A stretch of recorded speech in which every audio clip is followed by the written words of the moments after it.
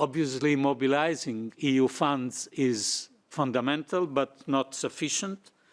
We also require, and this is the second point, an enabling framework to ensure that further public and private investment happen.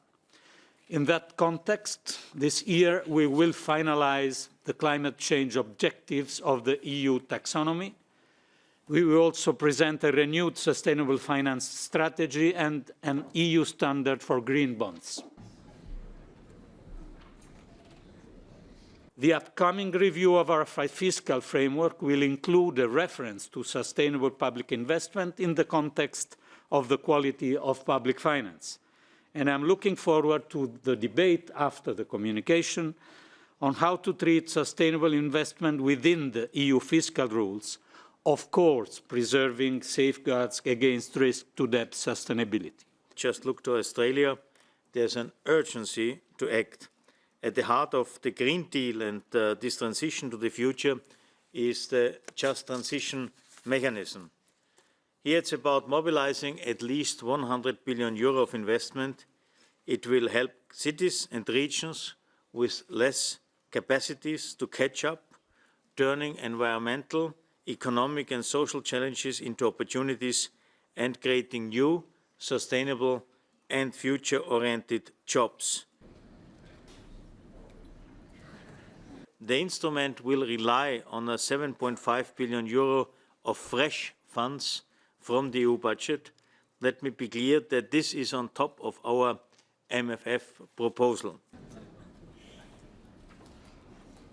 The third pillar will provide subsidized loans to the public sector for non-bankable projects. The public sector loan facility with the European Investment Bank will seek to mobilize between 25 and 30 billion euro.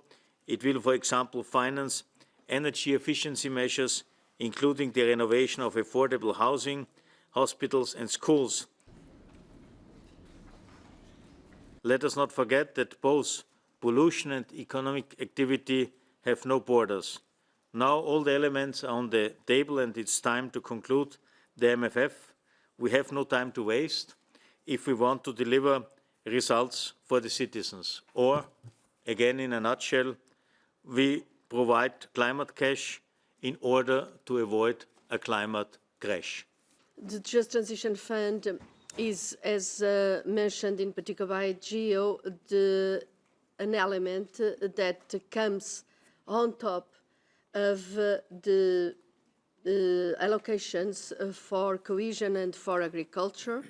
It will represent 7.5 billion, and it is a specific instrument that puts cohesion policy in the sense of helping regions that depend too much, that depend mainly or almost mainly on industries and activities that are carbon related and that will be massively affected, in the right track, minimizing the impact of this transition in their economy and in their social and job situation.